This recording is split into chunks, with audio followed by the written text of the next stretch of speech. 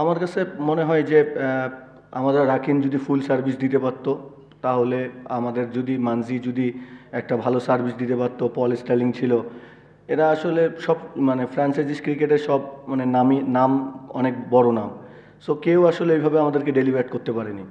আরেকটা match burden না, কিন্তু যদি আমরা এই মানে লাস্ট ম্যাচটাও যদি জিতে যেতে পারি, তারপরেও নিজের কাছে একটা মানে শান্তি আসবে যে না, ম্যাচ একটা জিতে আমরা আসছি। পুরো টুর্নামেন্টে খুবই বাজে গেছে, এরকম এক্সপিরিয়েন্স আগে কখনো হয় নাই। যে আপনার ম্যাচের দিনে আজকেও যে আমাদের ওপেনার ব্যাটসম্যান রনি, সেও সকালে উঠে বলতেছে আমার ঘাড়ে লাগছে। তো এখন ধরতে হবে ওকেও ইনজুড। সো এই টিমে ইনজুরির লাস্ট ম্যাচেও দেখা যাবে কেউ না কেউ হয়তো বা বলতেছে আমি খেলতে পারবো না, সব ইনজুরির উপরে আসছে। সো মানে এক্সপিরিয়েন্স ভালো না। এবারের উইকেট আলহামদুলিল্লাহ সব থেকে ভালো আমার, যে আমি মানে বিপিএল আমার কখনো মিস হয় নাই, কিন্তু সব থেকে ভালো উইকেট এইবারের বিপিএলে হয়েছে। না, ওকে সুযোগ দেওয়ার কথা ছিল, পরে আমাদের বলছে যে ইনএক্সপিরিয়েন্স আছে, ওকে আমরা চেষ্টা করব লাস্ট ম্যাচটা খেলানোর জন্য। না, আসলে হোপ যদি না থাকে না, আসলে একটু টাফ হয়ে যায় পারফর্ম করা।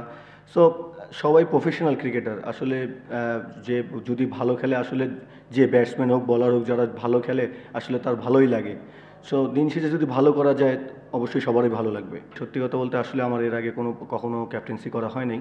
সো করার পরে বুঝতে পারলাম যে আসলে কতটা প্রেশার নিয়ে আসলে কত কিছু হ্যান্ডেল করতে হয়। সো এটা একটা লাইফের গ্রেট এক্সপিরিয়েন্স যে কত কিছু মেনটেন করে চলতে হয়। মনিবের কিছু? মানে তার পেছনে